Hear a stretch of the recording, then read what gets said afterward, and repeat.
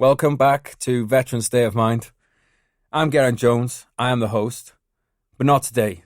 Today's host is Sean Jones, friend of the podcast. He's back. But before I hand over the reins to him, I need to address something, which is for the video viewers, which is a t-shirt wardrobe malfunction. Me and Sean have ended up wearing the same shirts. This was not coordinated. However, shout out Pyramid Apparel, Pyramid Performance for giving us these lovely t-shirts. Obviously, it was both weighing heavily on our minds. We both wanted to wear them. So, cheers.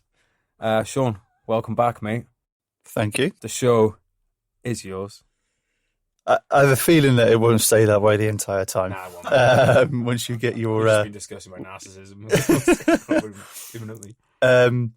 So, I've recently read your book, and it's very good. Thank you, mate. I'll give you that one. I don't give you many ups, but it is really good. One thing that I noticed about the book is how it was written, like it was last week.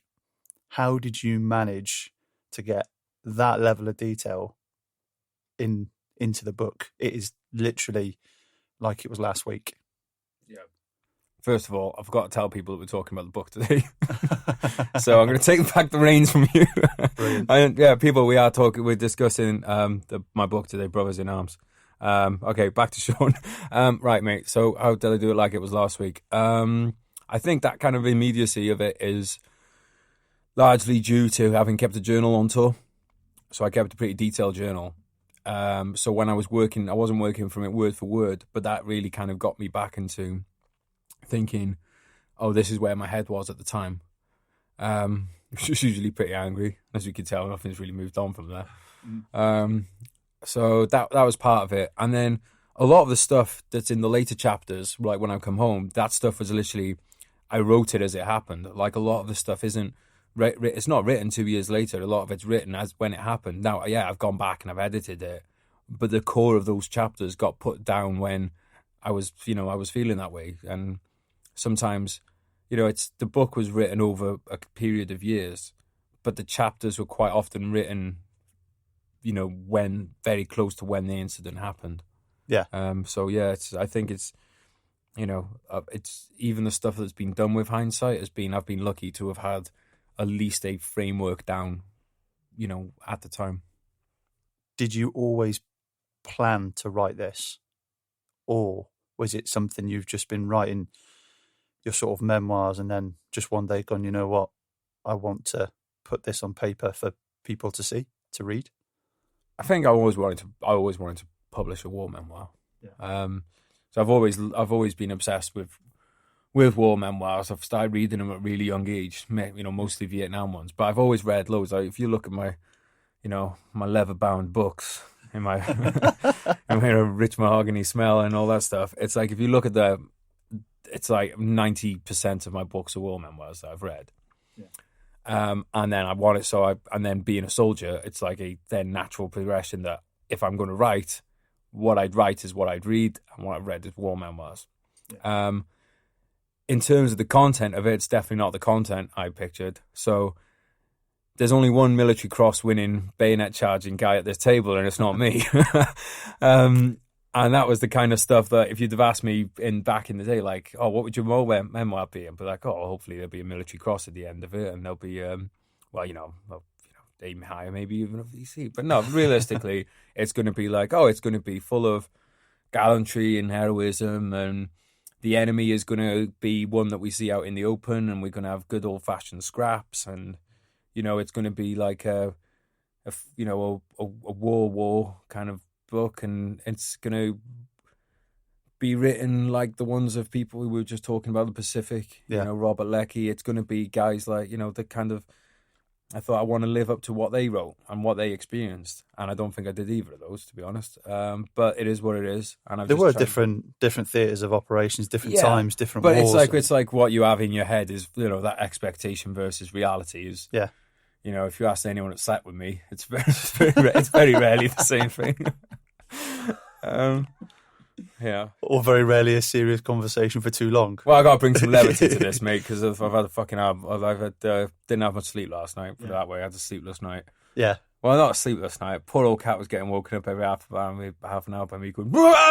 It's fucking yeah. It was It's all resolved now. But I had some. We got I mean, we're recording this on the 4th, right? Yeah, we're recording this on the 4th, and I think we'll put this out on the 12th. I want to say. Tomorrow, the Daily Mail are running some extracts from the book, and kind of dawned on me last night that was happening, and I went into full-on panic mode. And I know I look essence right now, but I actually didn't have much sleep. Last night was pretty. You know what sorted me out this morning, mate? I'm going off topic here. No, go on. It's my podcast. I'm having it back. What happened last night was I had a really shit night's sleep. I did wake up shouting, and I wasn't screaming. I was shouting. Waking up shouting a lot. And this morning though, sun was coming up. I never close my curtains. 1, because I want people to see me naked, and 2, because I love getting woken up by the sun. And it was coming in really bright, and I looked out the window, and it was a frost down. Fucking outside just looked amazing. I thought, gotta go for a walk. Went for a walk, mate. I was 20 minutes, not even 10, no, probably like 2 minutes in the walk. It's gorgeous outside. Boom, head sorted. Yeah. Straight away, I was like, you know what? Fuck it. Because I was going through all those panics of like, what's people going to think of this? Or all the lads going to disown me? Are like my parents going to disown me? Yeah. Like, how many people will disown me? Like, what percentage of people in my life am I about to get disowned by? I thought we're looking at least, I reckon, 50-50. Yeah? I don't see it. I thought the phone book's going to get cleared out pretty soon. Not going to be. Christmas is coming up. I ain't getting no presents. Means you don't have to buy them though at the same time. Good point, mate. I like what you're thinking, but I haven't been skint for years, and I never do that anyway. Every cloud. Yeah. But no, mate. I suppose my rambling lesson is from this morning is that if you had a bad night's sleep, get up and go for a walk in the morning. It'll probably help you out. You do allude to that at the back end of the book as well, different things. And I think for me, what I don't want to do in this conversation is talk too much about the detail of the book. I'm trying to leave people hanging with stuff. We're doing a good job, mate, because just let me talk and I'll just ramble off about sleeping. But it's good because, I think it's good. But one generic question I wrote down is one of the first points I thought of that book, and it's trying to relate between me and you with it, right? And the reason I say that is because I did 3 tours of Afghan, right? What years? So I did the first one in 2005-06. So when it first sort of kicked off, so it was the back end of the 3 para when the surge went in. I did 2008 into 2009, so it was just before. So it was about a year before. Yeah, probably back your sister company took over from us. Oh yeah, so yeah. And then I did one later on. So then I did one in 2011 as well. Place 6 months apart. Yeah, essentially. So for me, I saw a change in Afghanistan. A change in how the army approached operations, how we approached Afghanistan, how we approached the enemy. But within your book, did you go there with an assumption of what it was going to be, perhaps, and then the reality of a larger part of that tour, or an amount of that tour wasn't that? How did those frustrations? I thought I was going into free Paris 2006 tour is what I thought I was going into. That's what I thought Afghan was. I thought I was going to go there. We're going to be in platoon houses or whatever, the small checkpoints, and the enemy was going to come at us in. They were going to do some pretty terrible fire maneuver, and me and the Jimpy were going to harvest dozens of souls. That's what I thought was going to happen. Reality was bumble around, try not to get blown up. And then every now and again, someone shoots at us from somewhere I have no idea where they were shooting from. Yeah. How did they ever saw the enemy? Yeah. Didn't mean they didn't shoot us. Fucking shot us pretty often. And they definitely left a lot of IDs for us. They were there. The enemy were all around, They're always there. But how they ever saw them? Yeah. There's, if they're firing at you, it's usually through a little hole in the compound wall. Yeah. Like, gone were the days where they were just, coming at you in big fucking groups. I'm not even sure if that happened. Did that even happen? Or is this an urban legend? Because the thing is, mate, I obviously know it's happened. I'm being flippant here. But I just never witnessed that. And when I hear lads talking about it, it's so different to what I experienced. It's almost hard for me to get my head around this idea that just guys would stand in an alleyway, just firing at you from an alleyway, not taking cover. I'm like, I can't get my head around that. I'm like, fuck, never had that. I think certainly for my second tour, which was working in the same area you ended up working in, it was pretty tough for us at that point. We were still at that stage in Afghanistan where it was acceptable to not have shirts on and, cutting about in the Warriors wherever we wanted to go. We weren't subjected to rules and regulations so much early on in that tour. They sort of started to creep in. And then I think it was C Company, 2 Royal Welsh, took over from us. And I think they came in with a mentality which is a point that I'd sort of lead on to, is they come in with an Iraq mentality. And I think a lot of people... what do you mean by an Iraq mentality? They sort of had this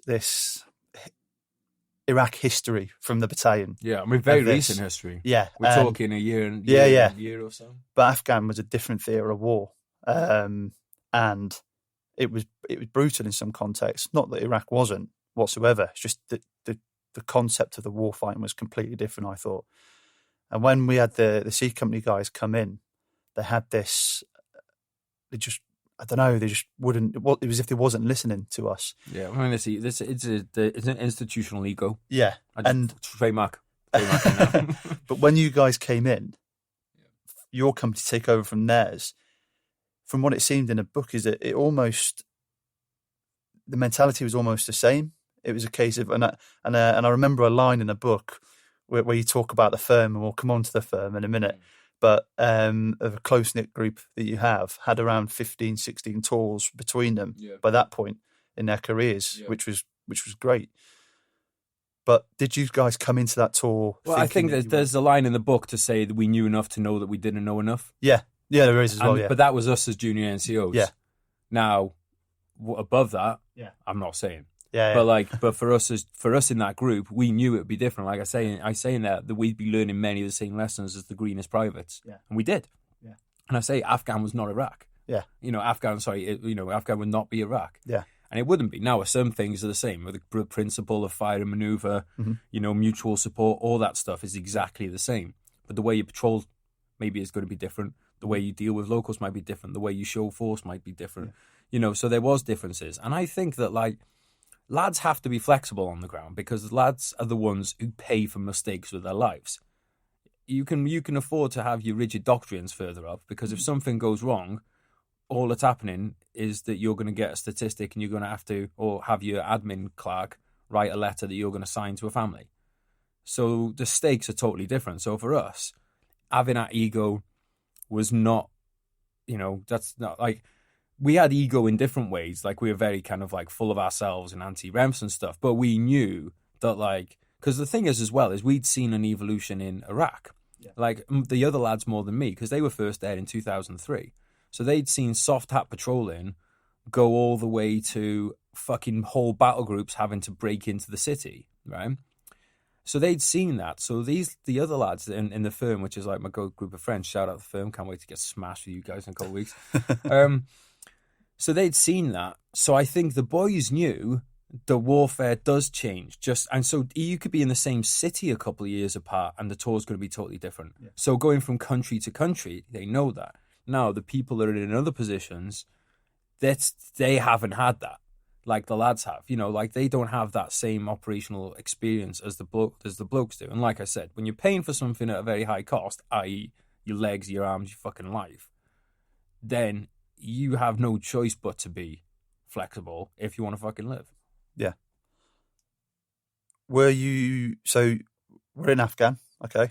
Your company's in Afghan. All right. Matching t-shirts. Yeah. But you're about to go out the gates, to go towards, in your first move down towards Fob Edinburgh and ultimately Musakala. In the book, it's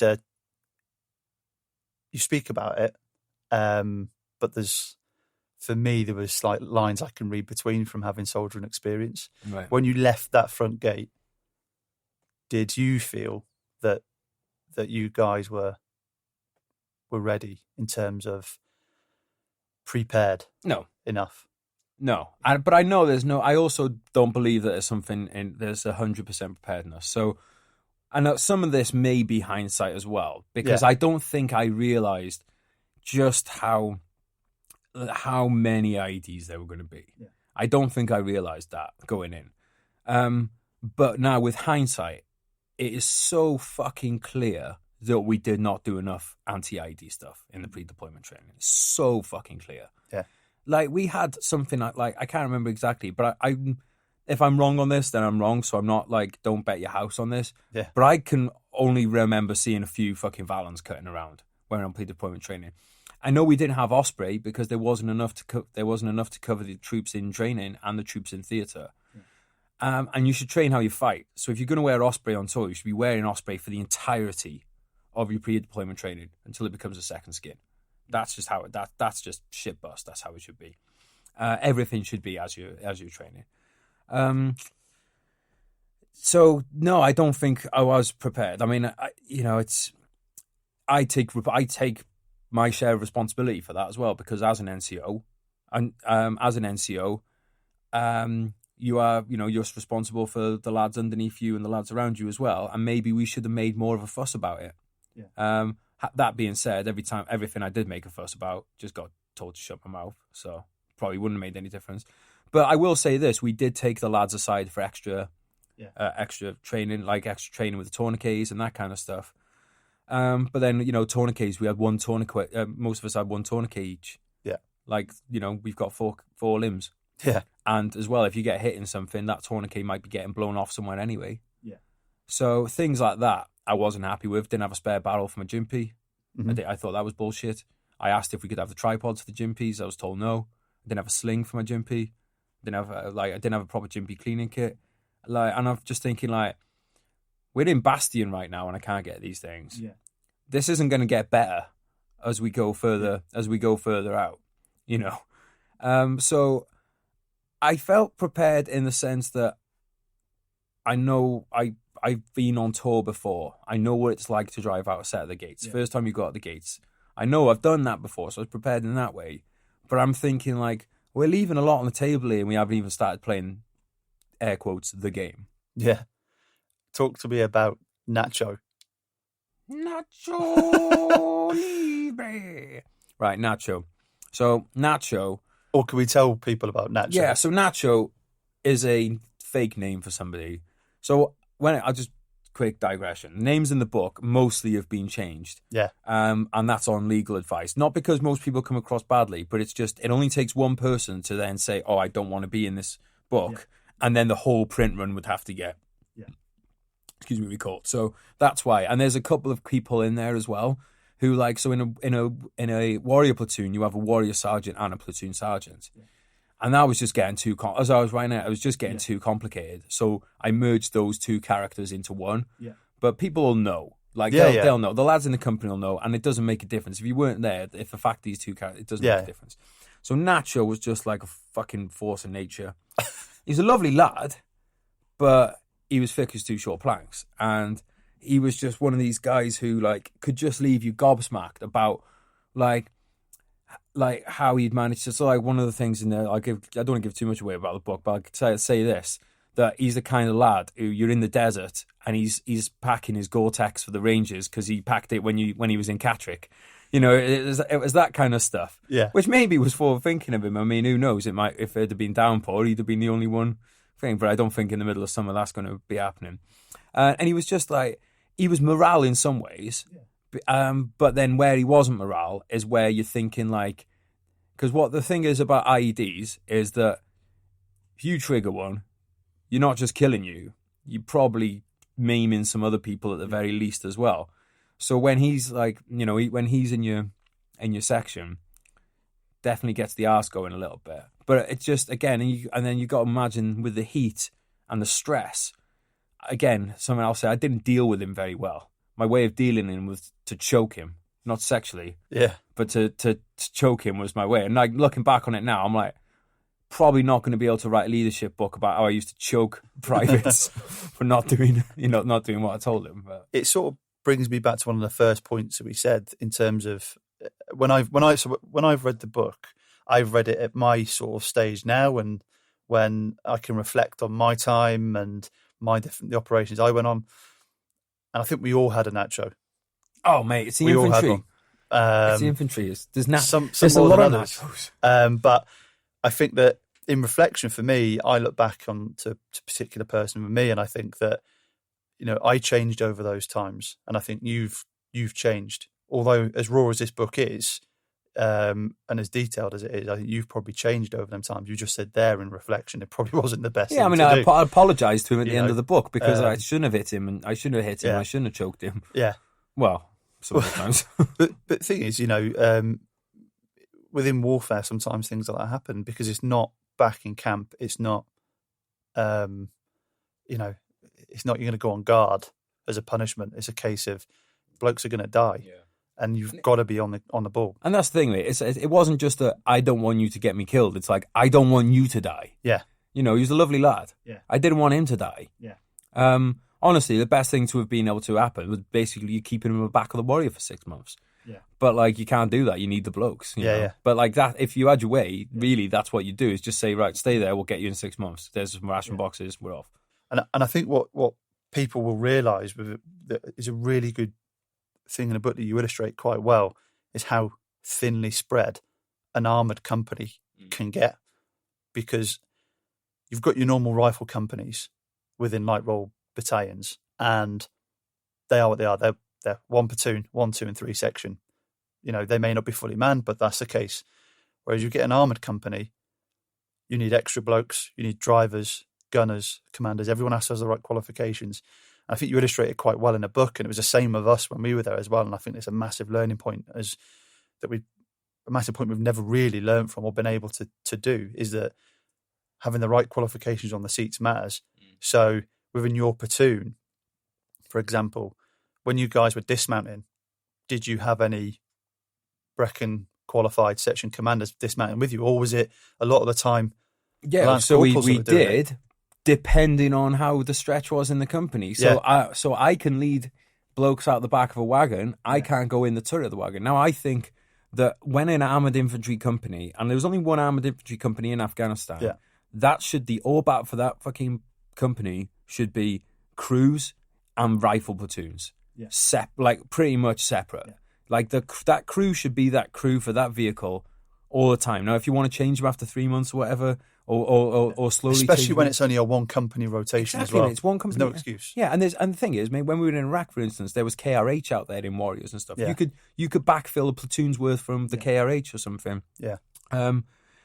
Because it shouldn't be a case of, oh, right, now he's going to have to, because I feel for the headset, because they're trying to fill, positions like, right, we need this many warriors on this op. Where are we going to get these people from? Where are we going to do this? How are we going to put this together? They're playing I do like fucking, Tetris or Jenga or whatever you want, fucking any game involving blocks and shit and moving stuff.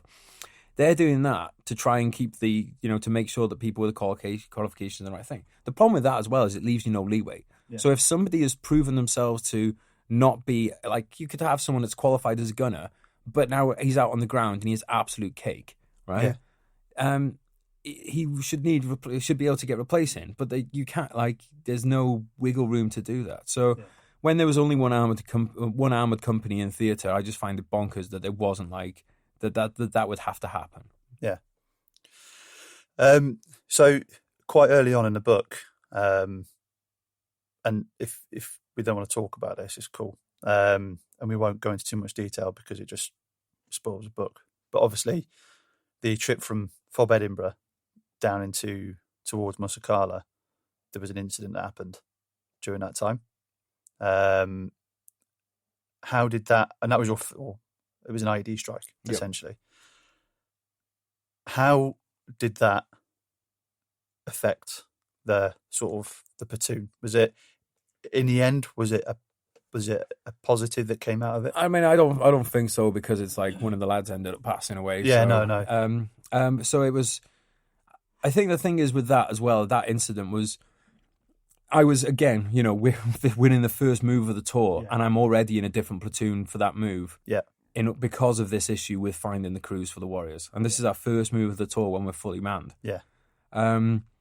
So, and again, we go through all that pre-deployment training, and now here I am, we're out on the ground, and I'm with a team of lads I've never worked with before. I don't know anybody's strengths. I don't know anybody's weaknesses. I've been in the same company as one of the lads in Iraq, and I know he's a good bloke. And I think the others are good blokes, but I don't know that. We've never worked for. I don't know how anyone's going to. I've never even seen them in training. How am I going to know? How are they going to know? And how are they going to know of me? Yeah. So straight away, that should, the platoon commander doesn't really know me. The platoon sergeant doesn't really know me.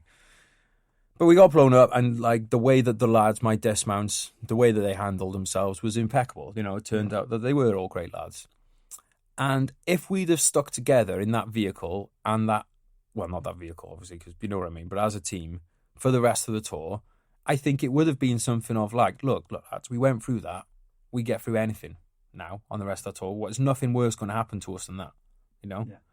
But no, it's like I'm the next day off to a different platoon. Yeah.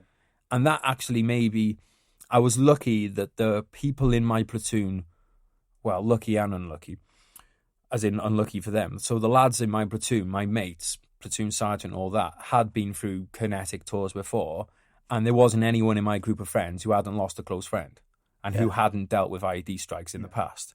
So they understood. Now, if I'd have gone into a platoon where it was, and my group of friends were junior soldiers on their first tour, I'd be coming in from that experience, going into that when no one else would be able to get their heads around it. Yeah. And I'd probably, there'd be that level of friction there that I'd get frustrated at them or they'd get frustrated at me. Luckily, like I said, that wasn't the case because the lads had done Telic 10, which was, a hard, very hardcore tour. But yeah, I can't speak for the other lads, but I do think that if we'd have been kept together, that probably would have been a positive. Yeah. And it was a positive for me in the sense that, and obviously, I'm saying positive with the giant caveat of somebody's life on it, but definitely. Positive in the sense of once it had happened once, it had happened, and I knew that I hadn't turned into a useless lump of jelly. Yeah. So I'm like, because there is that thing in the back of your head of, fucking my toes just cramped up. There is that thing in the back of your head of like, if this happens, will I be able to function? Will I be able to lead? Will I be able to go for, what am I going to be like when I come face to face with a casualty? Was that like training for you? I don't know if it's training. I think part of it, mate, is instinct. Instinct, yeah. I think part of it is instinct. Like some people, sometimes you'll see it, something on the TV where there's a car crash and some bloke will jump out of his car and run straight to him. You might not have been trained. Yeah. But it's just instinct, isn't it? Because I left my rifle in the back of the wagon. We've talked about that before. Me and Alex had talked about that. Like when he got blown up, he was, Alex, our first guest on here. He was running around with a pair of binoculars. But because I think people have to take into consideration is you've just got the mother of all concussions as well. Yeah. Because I'm definitely of the opinion now there's no way you can get blown up without getting a concussion. Yeah. So I was thinking about it. The mortar hatches blew open. So the mortar hatches are held down by a lever. Yeah. If that mortar hatch, those levers got pulled apart and blown open, that has to have given you some form of concussion. Yeah. That blast wave. There's no way that it could be anything otherwise. So but then the training did help in the sense that I was able to do some things to basically prolong the life of a casualty. Eventually he died in hospital and stuff, but the positive out of it was that his family got to be with him when he passed. Yeah. So that was the positive. That was the positive out of it. Because for a while I was just like, well, what was the point? But then you look at it with hindsight. Yeah. But yeah, I think that part of the book so early on, and I know it was early on in the tour anyway. Yeah, it was like 2 days. It was like literally you were just on your way. You'd not even made it in yet. But it sets a tone for me for the book in terms of how well you guys managed in a really, really bad situation. You managed to deal with something very efficiently. It may not have been the perfect way of dealing with things, but once something happens, and you say in the book, no plan survives contact. No, it does not. And some people say that's a sort of a cliche, but it's fact.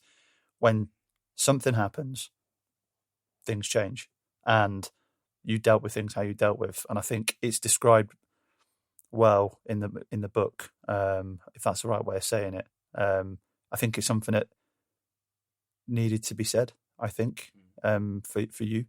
I think. Man. Well, I think the company dealt with that incident very well, because the thing is, I do have problems with the fact that we were using that mishmash wadi that we went through. Yeah. is getting used by every convoy that has to go to that battle group, and there's no patrol base on it, no Overwatch. Now that to me is criminal neglect on the part of our hierarchy, but that's not the company level. No. That's way above the company level. Yeah. But, you're going through a stretch of track, which I think we were told was one of the most IED'd in all of Afghanistan. There's only one entrance in and out of this wadi. Yeah. It's constantly filled with IEDs. There's constantly strikes. There's constantly people killed and injured there. And we haven't got the troops. Why haven't we got the troops? I got hit in there a year before. That's where I got hit, coming out of it. So many people. But that's the point. You were there a year before. Yeah. And you weren't the first person to get hit there, and you weren't the last. No. We have troops in the UK at the time. Yeah. Why do we not have it? If it was going to take another company, why are they not out there? Yeah. Why is that? Like, you're literally like, I can't get my head around that still, mate, and it's making me angry. And I can get my head around loss in war, right? Yeah. Death, loss in part of war is part of war, right? Yeah. But such a preventable thing. We are talking about the most basic tactics. The enemy have a choke point, which we're funneling. We're never coming in different ways. It's the only way. Week in, week out, bang, bang, bang. At the very least, what's happening is some private soldier has got to find it, and then some bomb disposal officer has got to come and clear it. So at the very least, people are having to really risk life and limb every time somebody goes through that. Why? It is so preventable. You put a fucking patrol base on there, and you can dominate that ground. These basic principles that you'll get taught in fucking your phase 2 training. Why is it that we're getting told that, but then the practices, and like I said, it's not like every troop in the British Army was deployed. There's fucking tens of thousands back in the UK. Yeah. Why? Why is it not happening? I think that's something I can't accept, and I know I'm never going to get an answer for it. Mm-hmm. But it's why I do have such a problem with the army's leadership. It's why I all these generals will come out, they'll put out their book or whatever, and then say, "Oh well, I did what I could for blokes." No, you never, mate. You never did what you fucking could for the blokes. You're a fucking liar, and you should have fucking stepped down if that was the case. I think we'll come back onto back in, mate, we'll come back onto maybe leadership in a little bit, because from my point of view, it would be something I would want to approach it a bit. But there's this thing in your book, right? This theme that goes through it, and it's not something I've not seen before. You may have seen it, being an established writer and connoisseur of books, but put it on Instagram profile. Yeah, you could put that. But you bring in, and I don't want to give too much away about it because I think it's a really good thing, but talk me through the veterans' problems idea. Oh, don't know where that came from, mate. I was doing a lot of drugs at the time, so because I think it's probably I think it's really good because it breaks stuff up a bit. Where did that come from? So basically, I just wanted to. I knew that I wanted to, even though I wanted to honor the people who have written some of my favorite books, like Robert Leckie, like Michael Herb, wrote Dispatches. I wanted to write in that kind of style, but I wanted to put my own style on top of that style, Yeah. Because, this isn't the only book I've written. I'm a writer, I'm an author, that's what I do, and I want to have my own mark of how I write. And I thought, nobody else has done this, and I think those little snippets which you're referring to for me, which are like 1 or 2 page flash forwards to what's going to happen after the tour, and each one is very connected to the tour, and each one is like, it only takes 1 or 2 pages. It's just an idea. It's just a moment. It's like a captured moment of what, not just me, but I'm sure every soldier who's been in Afghanistan or Iraq or anywhere else has had those flashes in their life. And I just wanted to capture some of those. And it's kind of like the way that a TV show will fuck around with flashbacks or flash forwards and stuff, and I do write scripts, and maybe that's kind of where it came from. But artistically, I'm happy with how it turned out. And then as a soldier, and as somebody that's trying to get a message across about returning home and stuff like that, I'm happy with how it turned out. And I think that's something that will set this book apart from others, is that I've tried to do different things with it, not just for the sake of trying to do it, but because I think it gets a message across better. It sort of makes sense when you read it, and when they do read it, it makes so much sense, because you go through this gritty, raw chapter of the book, or 2 chapters, they come in irregular intervals, but then you get this flash forward to a different area of your life, and it's like, wow, it sort of takes your mind off what's just gone on, gives you sets a tone for what was going on then in your life, forward, and then you go back into it again. For me, it was really clever, I thought, and it gets people to know you a bit more as well, and things that you went through, afterwards. So I thought it was really interesting, mate. Awesome. I've not seen it before, so No. Nice one. Cheers. Oh, thanks, man. These points are really indiscriminate, because I was just scribbling down things in my head. That's how I find my Jimpy, indiscriminately. Well, in fact, let me come on to that then, because that is a point of mine. So right. Here comes soldier head back on for me. Rates of fire, right, and fire control and stuff like that. Now I know full well, because you do allude to it at one point.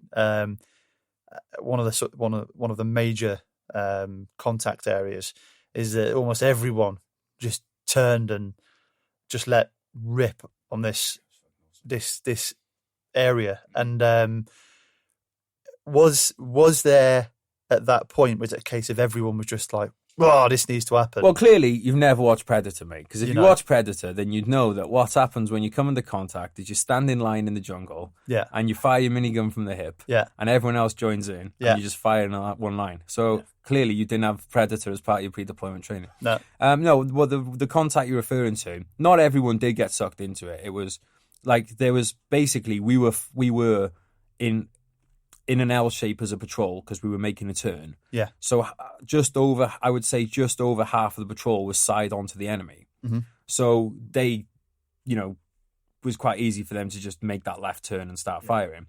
The lads who were at the back kept their arcs going, and they didn't get sucked into that. Yeah. With the exception of me, because I had the Jimpy, I needed to get up to the front, and as the I love the way the Americans saying is the guns up. I wish we'd use that. It just makes so much sense. You get contact, you get the fucking gun up the front, and because the Jimpy is going to. I would always call for it. Me personally. But you don't. Thing is, mate, it's fucking loud once the rounds start going down. So as a psychological, as a Jimpy gunner, you should get moving to the front of the contact if there's contact. Well, depending on how many Jimpies you've got. Yeah. Now it's different kettle of fish, because there's one in each section, I believe now. I think they've gone back. Something along the lines of that. Yeah. But back then we had one per multiple. And if you get in contact at that distance, you need your 2 Jimpies up there. Yeah. But no, for me, and because I can't speak for the other lads, so I'll speak for me. For me, having done 2 tours in Iraq and never having fired my weapon, not because I never had opportunities to, because I was so scared, and thank you, British government, for proving that I should have been fucking scared with your persecutions of fucking people now. I was so fucking scared to pull the trigger, because I thought, if I pull a trigger, I'm going to fucking prison. It's basically, I went through Iraq thinking, I'd rather die than go to prison. Because it would be for murder, wouldn't it, basically, or manslaughter. So you're not going away for a couple of months. You're going to do a stretch. So my thing was, I'd rather just let them shoot at me and not shoot back. Because, I never had, again in Iraq, I never had somebody stand out in the middle of the road with an RPG on his shoulder. It was like, where the fuck is that coming from? That kind of stuff. And we were on Card Alpha. We were on, so when we got to America, fucking hell, no. When we got to Afghanistan, we were on 429 Alpha. Fuck me, mate, I was not missing that opportunity. So as soon as we got contacted, I was like, this is it now. I'm not messing around by this point. Because the thing is, as well, you got to remember, a few days, well, not a few days, maybe, but very short period before, being blown up. We've lost one of the lads. Yeah. I'm already in the mindset of, this is fucking serious. And it's if we get in contact, we're winning that fucking firefight. Yeah. And I'm going to do my bit with the Jimpy. Yeah. I can put some fucking rounds down. But I wasn't firing them fucking 100-round bursts. Control 3 5-round bursts and stuff. But there was a lot of them. Yeah. No, and I don't. That's. It was kind of like this, mate. That's not. So where I was going with it is that I think that it's almost like for people breaking their virginity, and I remember my So there in 2012 in Well, you lost your Afghanistan. virginity in 2012. You're such a knob at times, aren't you? But I remember my blokes when they first come into contact, and I just seen them do everything that they weren't supposed to. You know, I was on my ass. Snatch you know, figures and just like fucking a UGL had come in. You know, I'd been knocked onto my Well, my they arse. put UGL on No, TV. so yeah, the Taliban had used the UGL. Obviously, it was their version. It was Soviet type grenade, because where it landed, it knocked 2 of us down. Fuck. And if it had been ours, we'd been fragged to pieces. Right. But we were down, and the blokes did exactly what they shouldn't have done. They went for obvious cover, straight into a ditch next to them, Boom, and then turned. Yeah. And then this compound just got absolutely annihilated. But until I got up to the blokes, it was a case of, you know, but they got it out of their system. So I was just wondering, was that a case? Well, we didn't of go what for it was? obvious cover because we were in the middle of an You were open in the middle field. of an open field. Yeah, so and there that's was no obvious. quite well said. So there was no obvious cover. But that's the thing in Afghan. Sometimes you're better off being in the middle of an open field than you are going because you've had it trained into you from day one. Yeah. Find cover when you come into contact, right? Yeah. So if you're patrolling along, Taliban know, right, if we open fire on them here, they're jumping in that ditch. Yeah. Stick an IED in there. Yeah. RTR. And then just fire one burst, a couple of bursts at them. They'll go into that ditch and they'll blow themselves up. Yeah. So I actually think that I don't want anyone to get the impression in the book thinking that our boss was a bad boss for taking us across the middle of open field, because I actually think it makes sense to me to take the Taliban's marksmanship over the Taliban's IED. Over their IED skills. They're a lot better bomb layers than they are marksmen. I don't think your boss was... I don't think anybody should question your boss for that. I think that, to be honest with you, the route selection... I'm just saying that to armchair generals out there, because I'm sure there'll be people that'll pick apart every little decision. Everyone can always talk about someone else's situation, can't they? But they never lived it. Exactly. You know, so the people... I don't like it when people question people's... methodologies or tactics or whatever. Yeah, I mean, it's not like, I mean, the worst example of that is what Brian had to go through, Brian Wood, having his torn apart. Okay, I'm going to digress on here. Go on. I'll grab the reins for a second, mate. Right. Any case where a civilian jury or prosecutors or whatever want to pick apart, and this shouldn't just go for the military, but like this is a principle in general. If what the army should have said to them, or the jury, or whatever, like you have in these cases, is, all right, yeah, fair one. What we're going to do is we're going to take you out on Salisbury Plain. We're going to put you in the back of a warrior. We're going to fucking battle. We're going to, fucking smash down the road. And then we're going to simulate a bunch of explosions going off and gunfire. And we want you to just walk out the back of the warrior. Get out and make the right decision. And then, we want you to go back in. And then we're going to question you. How many enemy did you see? How far away were they? And if they did that, but you know what? The army don't give a fuck about the blokes, so they don't do it. Yeah. But you would instantly, in one fucking fell swoop, they would go, because in their heads, when they see a move, when they're dissecting these actions, they're like, well, when I watched American Sniper, I could see the enemy. It's not American Sniper, you dickhead. Okay, I'm digressing. Point is, love you, Brian, and you didn't deserve to go what you went through, and nobody else does either, is my point. There's the reins. Take them back. Thank you very much. Dark humour, I thought was awesome in the book, because when people read it, they'll understand. That is how squaddies are. Yeah. You can describe it and have a conversation as much as you want. People may get offended by the conversation, but that dark humour runs. It runs a platoon. It runs a company. It happens. It's fact. And there's lines, and there's not many of them that you don't cross, but there's some great dark humour in there. Do you think, or did it ever sort of get over the line, or questionably towards the line? I think the line that I've seen mostly for squaddies is kids. Yeah. You don't rip on, you don't do anything about somebody's kids. You don't say anything about somebody's kids. Yeah. Doesn't matter how ugly the kids are. Doesn't matter how thick they are. You don't say something about somebody's kids. And that is a general rule that I think is pretty well obeyed by. Yeah. Now, what can happen is if someone's having a bad day, something that would be acceptable within the rules of engagement of banter could one day rub you. Like the day before, it might not have bothered you. But you might have been having... So someone makes a joke about someone's girlfriend, Yeah. You don't know. They might have just gone on the text link machine and had a text saying that they don't think they can carry on the relationship or something. So those things can happen. And like people do have scuffles and stuff on tour. Yeah. But fuck me, if you're not going to have a scuffle on tour when you're risking getting blown apart every day, then I don't know when you're going to have a scuffle. Yeah. And it's like, and there's scuffles. Scuffles are a lot different to a full-on fight. I don't think I really remember any seeing like really full-on fights or anything like that. Like, when two people really hate each other. But there are people in a company that hate each other. Yeah. But mostly, the dark humor is important. And this is why it's so important that we don't try and regulate it out of the military.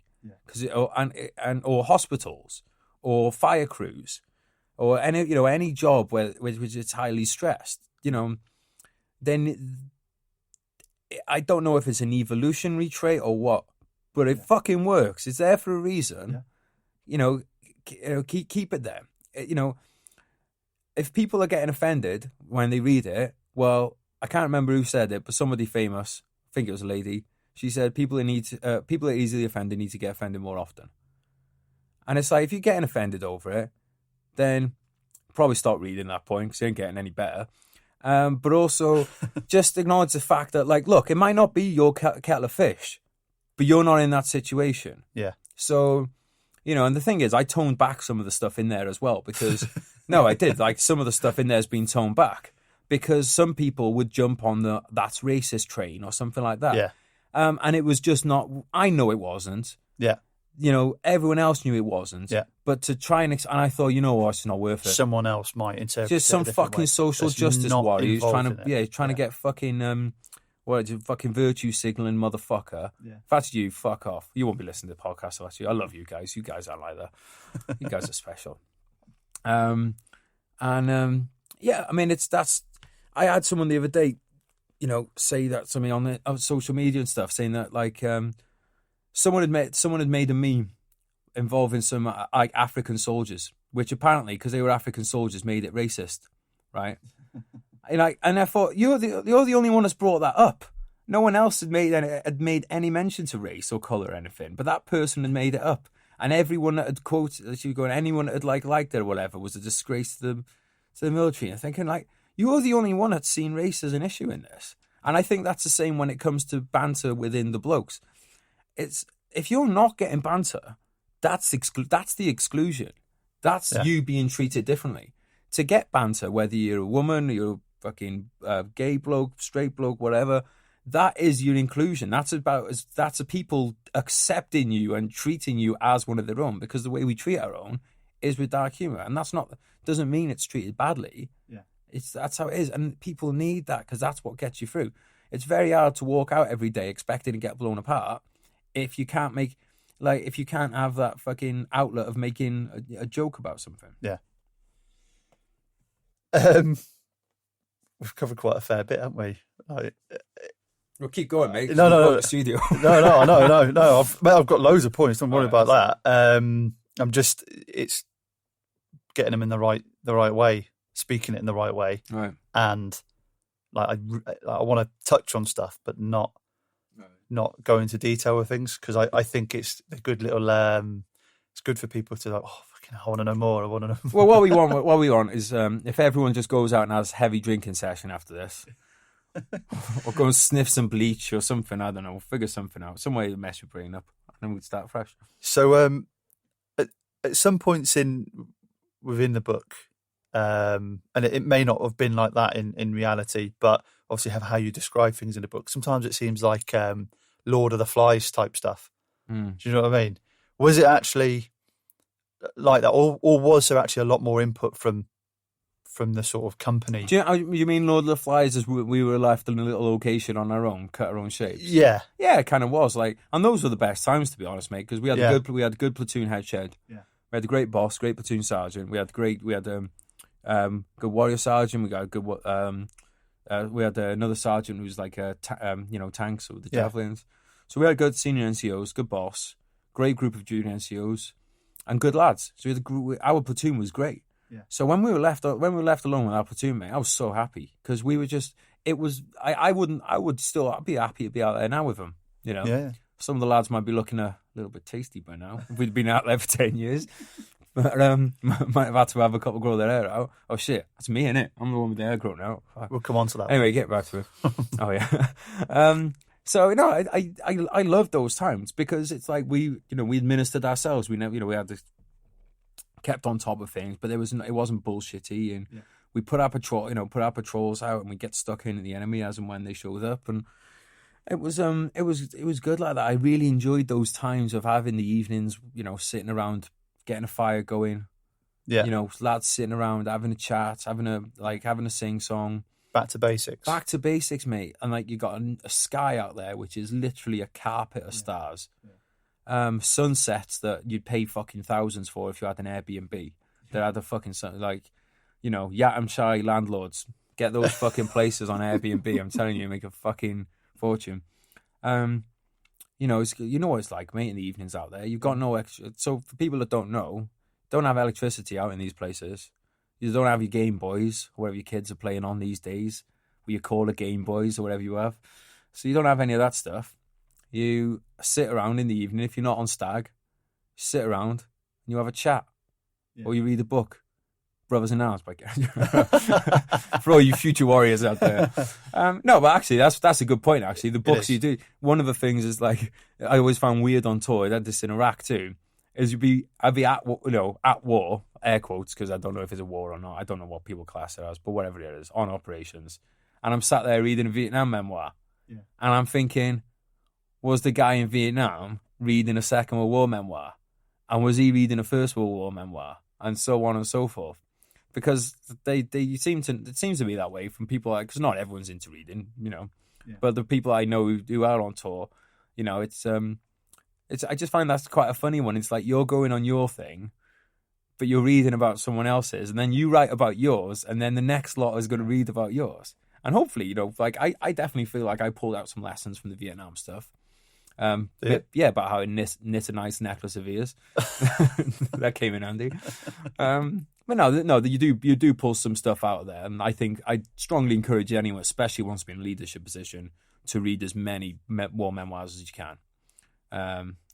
Especially Brothers in Arms. Especially Brothers in Arms by Geraint Jones.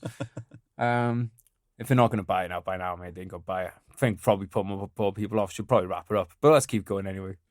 No, I do think that reading. So reading on tour, you do reading on tour. Yeah. But you rely on anything that doesn't have electricity. Wanking, no dildos, electric powered ones anyway. For all the paras listening out there. Moving swiftly on. From reading the book and knowing you before reading the book, and we sort of touched on it earlier on slightly, but what was it that you were expecting at the end of your tour? Like what? Fucking second tour. I wanted to stay on with the 1st Battalion, who were about to do Op Moshtarak, biggest heliborne assault since Vietnam, and we're supposed to be allowed to stay on. Me and a few other lads volunteered to do the back-to-backs, and it was apparently all sorted, and then the COs fell out, and obviously they came to us and they said, lads, here's the thing, me and the other CO are falling out. We'd like your opinion on this. We know you really want to stay. We know some of you need the money, because you're going through divorce or whatever. No, do you want to stay? And then we said, oh, no, because we're going to stick with you, CO. Now, what really happened was, we're like, oh, so we're still staying there? Oh, no, if COs have had an argument, they said you're not staying now. So what I wanted after Afghan was another tour. And if I could have done another tour after that, I didn't want to come home, mate, to be honest. I don't want to be home now. I want to go back. Do you think, knowing what you know now, that would have been a good idea? Yeah, because I would have been in the biggest heliborne since Vietnam. It makes me feel physically sick to know that I could have been a part of that and I wasn't. Really? And the people who made that decision, they're physically sick, mate. The people who made that decision, I want to fucking flip the table over right now. I'm not going to do it because I love Peter, our producer. So I never do that. Andrew spill a load of drinks over me, and then there'd be a problem. Yeah, figures. I respect the pyramid t-shirts. I'm not going to do that. No, mate, it makes me like I don't know, it may be not coming across, but I'm a little bit wound up at the moment. And the thought that I was denied, because the thing is, there was lads in that battalion that were in my platoon in Iraq and stuff. Like, so, I was, the way I saw it was like, here's some of my fucking brothers, and I'm leaving the country, and they're about to go and get stuck in for another few months. So I feel like I was abandoning them when I could have been fighting alongside them, and all because of fucking.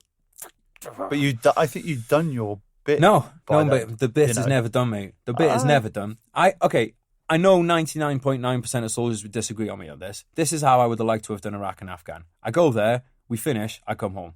That's how I would have liked to have done it. Personally. Yeah, I know everyone else would disagree. That's fine. They can disagree. They could do their own thing. I did back-to-back in Iraq. I tried to stay on for the third tour. I didn't want to come back. I tried to do back-to-back in Afghan. I didn't want to come back, mate. I wanted to go to Vietnam where they could just stay. They could keep extending their fucking tours. They go for a year, you extend, do another year, and extend, do another year. There's guys in Vietnam who stayed there for like 3 years. Like, obviously, like, you know, you're fucking pushing your chances if you do that. Yeah. That's what I would have done, mate. I 100% would have done that. Am I stupid for wanting to do that? If you haven't figured out that I'm not fucking clever by now, you're never going to figure it out. I'm not saying it's a clever thing to do, but I'm saying that's what I would have done. So throughout the time there, and I think that this goes for everyone, you learn a lot more about the tactics that are being employed upon you, and you get a bit more savvy with stuff. With what was going on in terms of the amount of IEDs that were down on the ground that you've documented quite well. Or extremely extremely well. My fucking mate. I'll give you that. Extremely well. Thanks, bro. Mostly well. Edit that bit out. Did you? I've got my train of thought now. You've got such a good way of doing that, haven't you, Dick? So how do you think that you've got better at preempting their TTPs as you went on? Because obviously throughout Afghan, you know, IEDs became a big problem for everyone. And I think we got a lot better at it. But I think everyone gets better at it during their phase as well. Do you think that you guys got better at it, or did just everything else just consume it in terms of the weather changes, personnel changes, you know, all that sort of stuff? Did that take its toll on that? And were you always at that same sort of level? I think we got better at, because, you know, you get to know your AO. Yeah. You know, and knowing your AO is so important. So it's like, and you know that, look, this area is not an area that's as likely as, like, because there's some places where you know there's an IED. Yeah. Shit bust, there's an IED. And then you know, like, look, if we walk across this open field, the chances of us coming across an IED are very small. If we handrail a compound wall on a narrow path, chances are there's going to be an IED. Yeah. You know, right, we see the locals coming up and down this path all the time. They hardly ever use that path. Yeah. Which one's going to be more likely IED'd? Yeah. And then in the summer, it's like, well, that path was hidden by vegetation. Now you can see it from a further distance. They may not be using that one anymore. So it's all that kind of knowledge comes into it. Yeah. I'd like to think that as you build as a company a rapport with locals as well, I'd like to think that plays into it. Yeah. So you might get a bit more gen. Although, to be honest, I'm not sure how much gen ever came from locals. Yeah. I wouldn't have fucking said anything if I was them. Yeah. You know, because how do we pay them back? Leave. Yeah. You know, so I don't begrudge the locals at all for not telling us, about that kind of stuff, because I fucking wouldn't have. It's not worth your own family, is it? I think what would have been great for you in hindsight now is that going on Moshtarak. The ability for you to go on a later tour of Afghan, because, like, for me, and as we said earlier, I saw that transition, that process work, and not necessarily work, it's probably the wrong word, but working. In terms of working, yeah. And I think that especially in terms of like being able to, the training for clearing routes, IEDs, that sort of stuff, got so much swifter, so much swept up, you know, doing ground sign awareness and stuff like that. We became so good at it. You know, I knew in my pre-deployment for my last tour, I needed to do X amount of extra training with the boys and get the confidence up in them, you know, and we've spoke about it in previous podcasts, getting the leader to do the job, you know, just do it once, show them. It's not always the right thing or the right appropriate time, but there was times when I could see the blokes were like, well, I'm not too sure about this. And stupidly myself, I'd be like, oh, get out of the fucking way. As at times I know that you've done that. You know, let me just get out of the way, let me see. Because you're just a bit more confident with stuff. And that inspires the blokes, because they'll be looking at you going, oh, fucking hell. And I know, you know, we've talked about Mr. Nacho. You know, I guarantee there was points where you were like, oh, Nacho, get the fuck out of the way. Yeah, with my hand around his throat. You know, but guarantee he was looking at you thinking, oh, fucking hell, if he can do that, I can fucking do that. It may be, but maybe at the same time he was going, "Oh, I'm useless." Perhaps, depend. You never know unless you actually speak to him about it. But in reflection, he may be looking at that, because I remember one of the blokes saying to me, "You pushed us all back because we were unsure of something, and you went and stepped on it." The old Afghan tap dance. I just and that was fucking stupid of me. That wasn't what we should have been doing. But you didn't get taught that. No, but I was sure. I was like, "Look, lads, fucking this is fine. Let's go." I'm sure there's somebody that's done exactly the same thing. Go, lads, look, I'm sure this is nothing but boom. It's got to have happened. Guarantee. It's got to guarantee. have happened. But I guarantee that you were looked at, because at times I think you don't give yourself justice, especially like sometimes in the book you don't do yourself enough justice in terms of not how the book's written. Definitely know how it's written. I don't know who I was looking at to talk to there, but I was talking to the mic. But in terms of how you put yourself, you don't put yourself where you were. All right, you don't put yourself out there to be this leader. It's this follow me, I'll take you into everything type guy. But I think people would. I reckon that Nacho would follow you into fucking anything because you've just gone, "Get out of the fucking way, let me do it." Because I guarantee when the metal meets the meat, he'd be like, "Fucking well, he's going to do it, so I'm going to follow him." Yeah. So which brings me nicely towards we've spoke about it in a podcast before anyway, so this is cool. The OC. We spoke about it when we were shit-faced. No. We spoke about it briefly before. I trust you, mate. No. Brain cells at a lesser rate than me. No. It's so we touched on it. I think it was maybe the first or second time we spoke. To be honest, on here, probably. And we spoke about how sort of missing he sort of was. That's a great way of putting it. And I don't want to divulge too much into it because I think it gives too much away. But do you feel that it was a problem at the time? I did not like the man. Yeah. With hindsight, I now realise that he was doing the best that he could, and that he wasn't doing anything to maliciously fuck people over. Yeah. He just wasn't good at what he did. But as I said in the book, I'm writing this book based on the journals that we kept at the time. Yeah. And it would be wrong of me to now write it with the hindsight, because now I'm not a 25-year-old Lance Corporal anymore.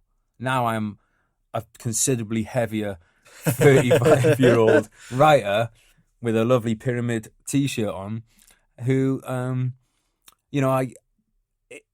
so at the time, I never. You don't have to go into specifics. I never hated the man. Yeah, but that's why I love the way that you used the term "missing." Yeah, I definitely felt that. So the thing is, as well, mate, is in Iraq on Telic 10, we had a very dynamic leader.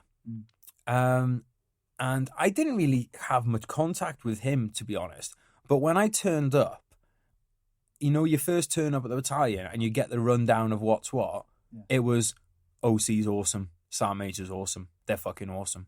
And then you're like, guess the OC and Sergeant Major are awesome. And you just buy into that confidence. And whenever you see them, it's like it was just like this confidence coming off them of, don't worry, lads. If we have to fucking go online and we're going to go through the sheer flats and clear the enemy out house to house, we're going to fucking do it, smash it. You'd be like, trust this bloke. I'm in. Sign me up. Let's go fucking fight. Whereas in Afghan, it was kind of like, who's in charge again? Or rather like, where is he? Yeah. And, just little things like the fact that, there was one when I didn't have a sling for my gun, so I had my gun up on my shoulder, and he's like, oh, I don't like the way that gun's pointing at me and stuff. And I, wasn't fucking made ready because I was always under the thing with the Jimpy that I won't patrol with it made ready because I thought the potential for a bang or something like I just thought, because the distance, we were very rarely green zone patrolling where we're going to have a contact from 10 meters. Yeah. Our contacts were at distance. So that second it takes me to cock the weapon, I don't think that's going to cost someone's life. Yeah. I've seen people ND on tour before, mm-hmm. and I know. So I think the lads, the riflemen, should be made ready. For me with a gun, I just thought the risk reward was just better for me to just not have one up the spout. And like I said, I didn't have a sling. And, you know, you're patrolling for fucking hours, mate. Fuck you, I'm having the weapon, I'm having the gun on my shoulder for a bit. It's actually a recognised carrying position as well in the pamphlet. Is it? Yeah, but I was chuckling to myself when I was reading it. Well, I've never seen a PAM.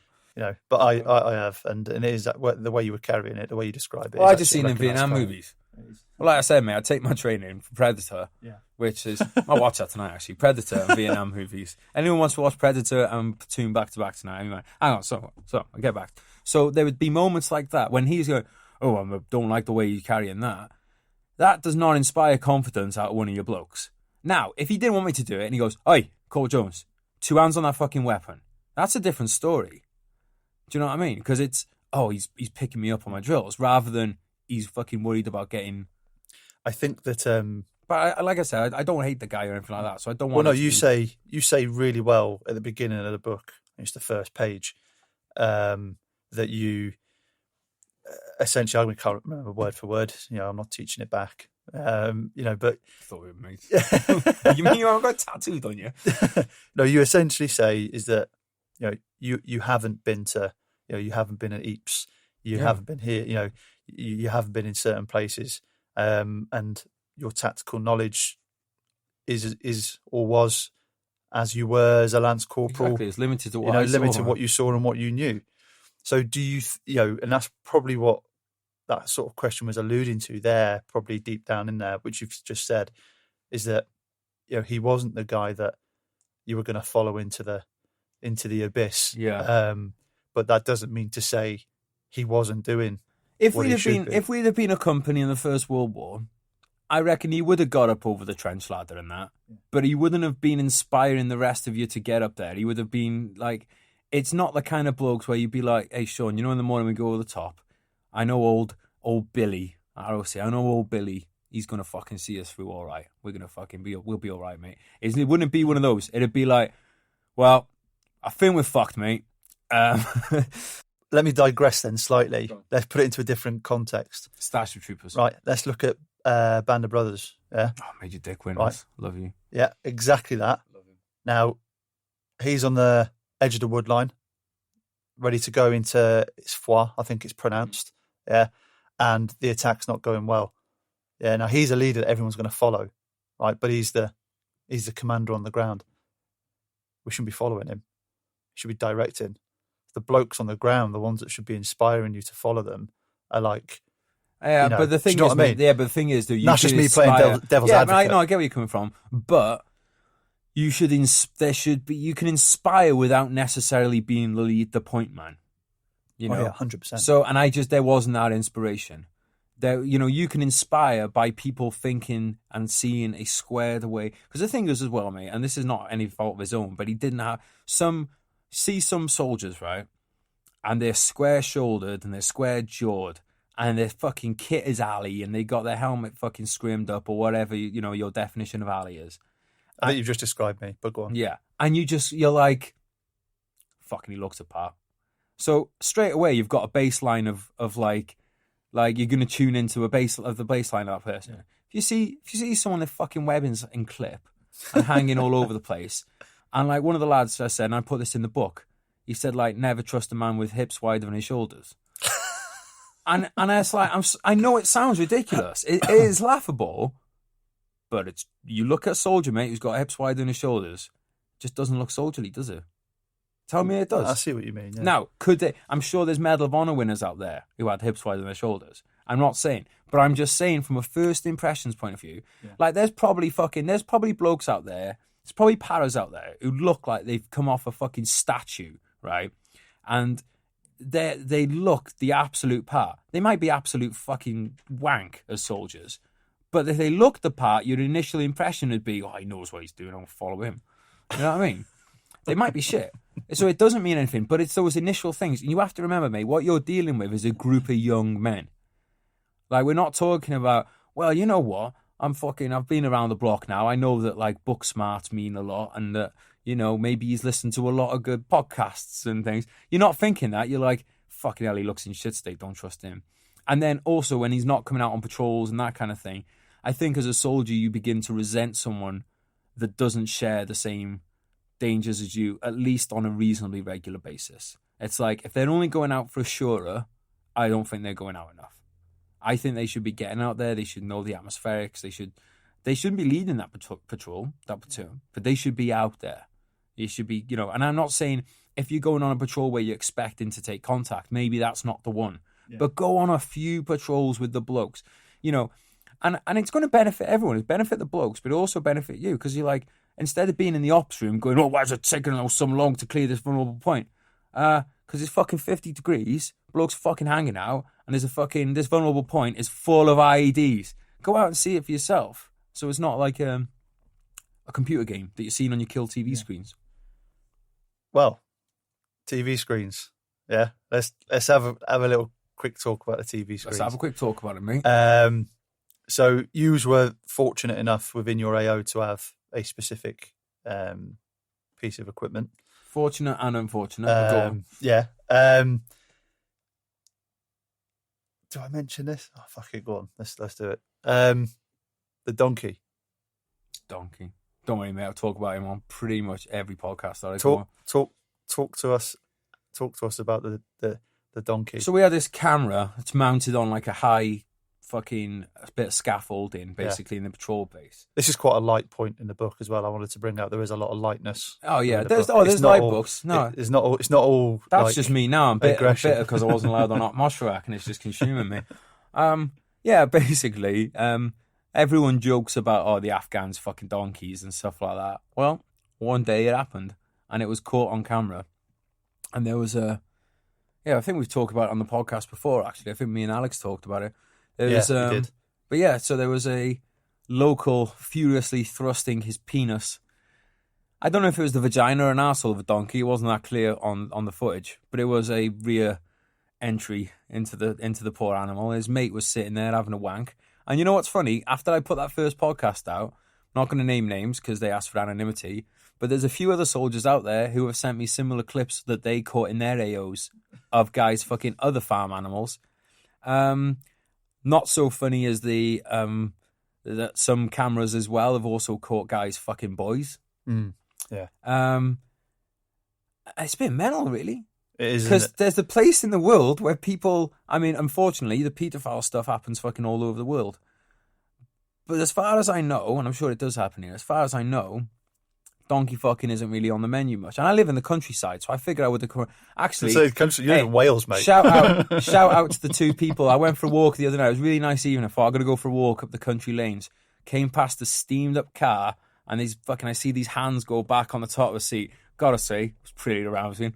So shout out those people. Did you stop to watch? Nah, I thought about it. But the thing is, mate, so I changed my path. And then as I was like, this is probably about half an hour later, that car drove past me. And I'm glad I never Did you tried. give them a thumbs up? No, I just kind of give them a smile. I'm glad I didn't try and get amongst it because they weren't a good looking couple. But I respect your outgoingness. Good for you guys. However, when I walked past there the next day, I didn't see any condoms on the ground, so be safe. This Veterans Day, I might bring you this public safety announcement. Bag it up. So there's a part of the book that really, what's the word? Inspired you to be a better human being? Nope. No, it was something that I've not actually heard of before, specifically, to be honest with you. And I don't know. Let's have a pause,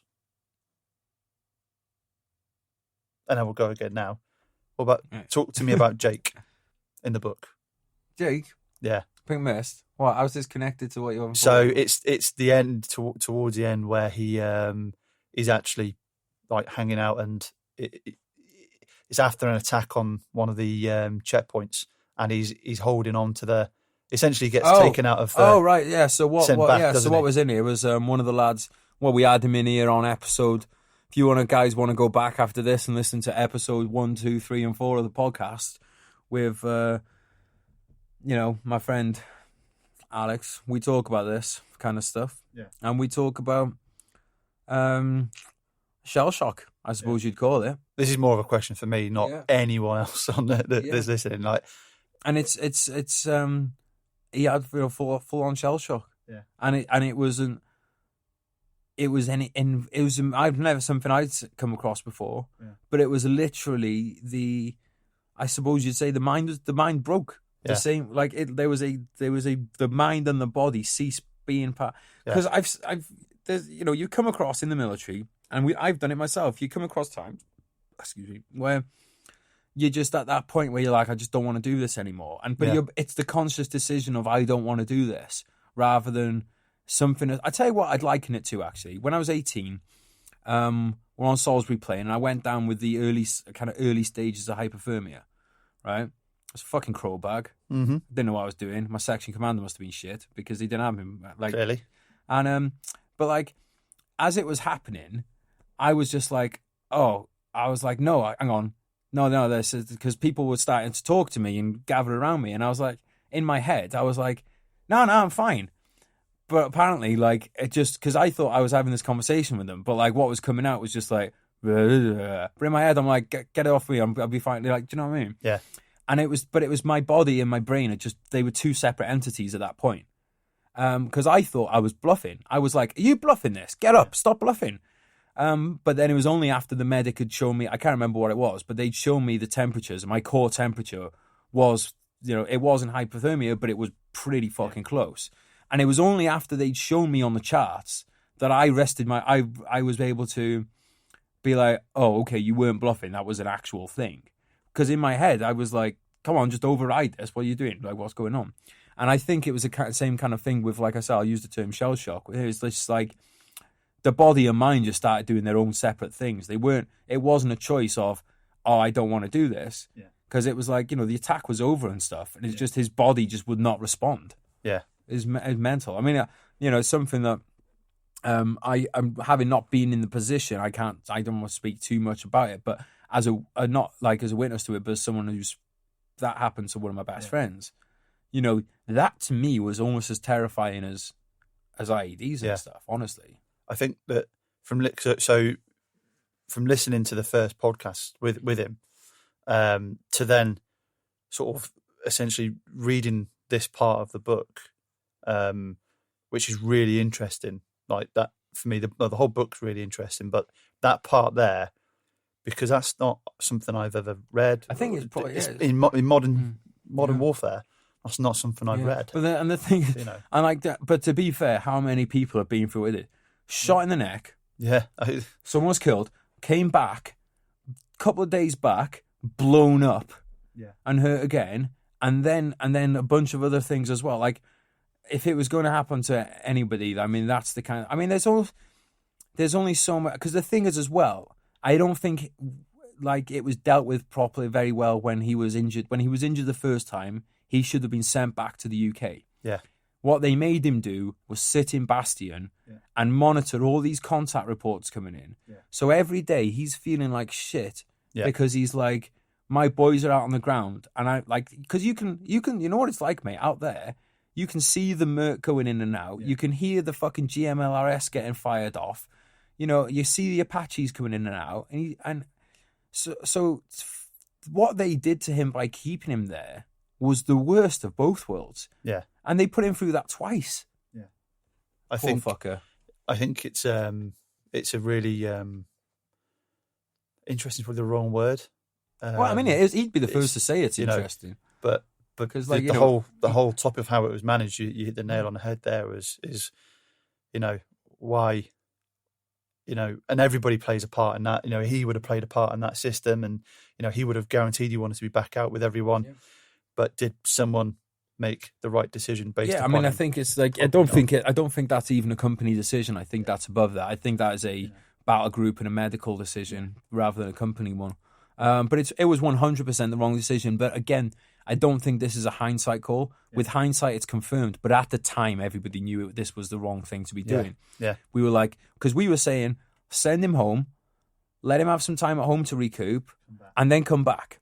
Yeah. But like, just keeping him in Bastion, mate, it's hard enough when you're in the patrol base. If you're say on Stag, and you're in the patrol base, and a patrol gets contacted, that's hard enough when you're not involved and your mates are. So like. They basically did everything impossible to fuck his head up, really. I won't drag you through too much more with the book. There's a couple. Because you're running out of notes. That's why. Well, no, there's a couple of things that I want to. Oh, we can have just So read let's- chat. I'm sorry. Are we doing on time, Peter? 12:05. No, sorry. What time do we? So what are we on? So we're about. So we can wrap it up in a minute. Yeah. Yeah, we'll wrap it up. Yeah. Oh yeah, shit. We started that 10 to me. Sorry, get my times mixed up. You know, screw the nut, mate. I've got a point here. Oh, sorry. You know. It's not too much fucking coffee. So your the way you like other supporting arms, the admiration you have for them. Now I know that it's a topic that I could see you gritting your teeth already. Not good, my teeth are smiling. But within the context of the book, you utilise, the company has utilised, or the battle group, however, supporting arms in many shapes, ways and forms. Now, take me back to my Lance Corporal days, my Corporal days. I think, fucking hell, screamers sat back in Bastion, sipping their frappuccinos, you know. But let's think about those IED teams. Let's think about, you know. Yeah, but hang on. I think I say that in the book, mate. To be fair, I do talk. No, about... you do. No, I'm just saying it as a generalised term now. Are you talking about how I don't like the household cavalry? Because that's a well-establised point on this. I know podcast. you don't like the house. Yeah. And to be fair, I do say that it wasn't the blokes in the household cavalry I didn't like. It was the head shed, and I stand by that. I still think the head shed was a bunch of shit. Do you? Do you think it was massively just directed at the add-on units? Just I will say this: I have a lot of messages off guys who have been attached to or have even served with, who, when they've heard the podcast where me and Alex were slagging them off, have got in touch to say exactly the same and even worse than what we talked about. So I'm sticking by that. I think maybe it wasn't the regiment at the time. It just happened to be the individuals who were in the head shed at the time. Fair enough. That is my politically correct answer on that. And because I do know I have some friends from the household cavalry and they're all right. You know, you're all right. You're all right. No, they're good. They're good blokes, and like I said, we had some guys in, you know, that kind of started backfilling our ranks a little bit, and they were good blokes. I think if you have a toxic leadership, I think that it's a great point, mate. It's toxic leadership, probably with toxic masculinity too. So I had a massive interest in the back end of the book, sort of post-war type stuff. How. And you, again, you're so honest in that back end of that book, and it's quite refreshing because there could have been times within that back end of that book where you could have been told the truth, but in a different manner. Whereas actually, you've been very, very truthful in it. Do you think, though, that going through that has shaped you to get to where you are now? 100%, mate. 100%. Not all of it's good shaping. I'd rather have gone without some of it, but you can't pick and choose, can you? So. It is what it is. I'm quite happy with how life's turned out now for the most part. Yeah. I mean, let's be honest, mate. No one gets an easy ride through life, do they? Yeah. You know, everyone has some shit to deal with. So as far as that's gone, you know, like, I feel like I got off lightly in a lot of ways, to be honest. I'm not fucking missing a leg. I'm not fucking, you know, I have my eyesight. Yeah. You know, I mean, the things could be a million times worse than what I've gone through. Yeah. And it has been like, but you know, I've had worse days than some people. Yeah. You know, there's some lads that have been on tour who haven't had days, and it's not a competition. Do you know what I mean? Like, and I'm sure everyone plays their part. Exactly. Does their but no, I'm glad I've been through it, mate, because I think now it puts you in a position to be able to. I mean, look, there's always going to be fucking wars. Yeah. And there's plenty of blokes. I know there's plenty of blokes still suffering who have been in the ones that I've been involved in. So hopefully, the reason I've been so honest is because I'm just thinking, I was thinking at the time, you know what, if I'm going to talk about this, I'm going to fucking talk about it. I'm not going to mince around it. Yeah. Because that helps nobody. Yeah. So it's like, I'm either going to put it in or I'm not. And I decided, you know, it's kind of like, what can there's people who've had a lot more kinetic operations than I have. So I thought, what can I offer people that I don't think anybody has offered before? Mm-hmm. And I don't think anybody has written what at the back end of this book. I don't think anyone has done that before. I really don't. Some people have touched on things, and I'm not knocking what they've done because but I just don't think that anyone has been as raw and as honest about it, and has tried to, because I don't have all the answers, but I've tried to provide solutions as well, rather than just being like, oh, the war fucked me up, feel sorry for me. I've tried to be like, yeah, it did. And, what's happened, you got to figure out how to fucking sort yourself out. Yeah. And I tried to put that in there too, which is an ongoing project. Yeah. 100% is an ongoing project. We all are, I think. Yeah, exactly. The day you stop fucking growing, you die. So I put that in there, and like that is hope. That what I'm really hoping for, mate. To be honest, is that I hear off somebody that's read the book that says I've been doing exactly the same, and I didn't know how to turn it around, and now I'm going to try what you put in the book. Yeah. And then hopefully I hear off them 6 months later and they say, thanks, mate, that helped. Yeah. And that's been the case on social media and stuff for some people, and through this podcast. Thank you guys for listening. So hopefully that'll be the case with the book, mate. Is your mum going to read the book? Fucking hell, I hope not, mate. I'm shitting myself about this fucking stuff being in the paper now. I might be disowned by the time this comes out, mate. Honestly, this might not even get uploaded. I might be on the street. I think once the Daily Mail extracts come out, fuck me. What was I thinking? You know what I think is a really useful thing for you about this book is that I think it will explain a lot of things to people, perhaps. Because I don't think I think you write stuff. That's what you do, isn't it? That's how you express yourself. So I think a lot of people will read it and be like, because how long have we been talking now? About 6 months, 5 months, 6 months? No, longer than that. 7, 6, 8 months? What? 7 months? But I've read more in that book that's made it explain you a bit more as a person, and actually, I don't think you're a dick. And you've been around me drunk. Yeah. So you've actually had a more open version than most people. But I think it's really interesting, and the book as a complete is so, like I said in the beginning. So we use this word raw, but it's almost like it happened last week, and it's really good. Feels like it happened last week. No, I'm serious. No, it feels like it happened last week. But you've got it going on all the time at the moment. And it's probably going to feel a lot for you as well. Yeah, I'm not going to lie, mate. I'm actually looking forward in a way to having a break off this stuff once the book's done and things, because it's like I'm going through it so much at the moment that, the other week I had I lost my temper for the first time in a long time.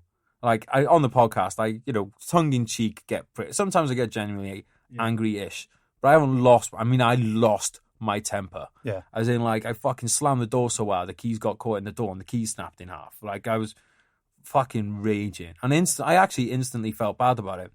But I know why. It's because I'm fucking dragging this shit out of my head every day. Because I'm editing and then this and that. Yeah. I'm looking forward to having a fucking break for it, to be honest. I got some books planned for the rest of the year that have got nothing to do with fucking people killing people and people dying. Sorry to hear that, if that's what you want to be buying off me all the time. I'll kill some people for you in, like, the books, but it's going to be murder stuff. Like, I need to have a fucking break from this fucking war shit. How are the firm now? I think everyone's had their ups and downs, mate, but generally they're doing well. Most of the boys, only me and one of the boys hasn't got kids. Yeah.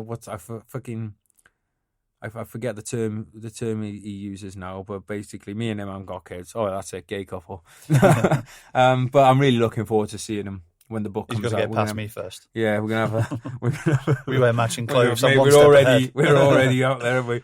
It's all right. We can have a fucking train on the go. I'll write dibs at the back, and yeah, mate, I'm looking forward to seeing the lads. Really excited about it, to be honest. I get fucking emotional in me all day. I start to think about stuff now. I start to get a lump in my throat. So anyway. But no. Mate, thank you so much for coming in and doing that, mate. Before you get the final word, I need to obviously say that the book, I've said it loads, but it is phenomenal. Thank you, mate. It is one of the most, I've read a lot of books, definitely about Afghan and Iraq, and I've not read a book that has, the truthful quotations, shall we say, that this book has, the things that were said. There's a lot of people that will skirt around the topics, but they won't turn around and say what they've called someone. I know we spoke about it earlier on, but it's refreshing, mate. It really is, and it's definitely something people should go out and get and purchase. I appreciate it. Thanks for coming in. Cheers. Cheers. Right, guys, thanks for listening. The book is out on May 16th. If you could buy it the week it'll come out, or you could pre-order it, I'd really fucking be thankful, because that will give it a boost. And if we get a boost, get it into some charts and stuff, then we'll keep the momentum rolling from there. And like I said, like Sean's saying, I think there's a decent messaging, but I think Sean's covered it well there. I think I'm going to go to the gym, do a bit of decompression, and then watch Disney movies for the rest of the day. Guys, thanks very much. You know the score by now. Cheers. Love you. Thank you. Goodbye.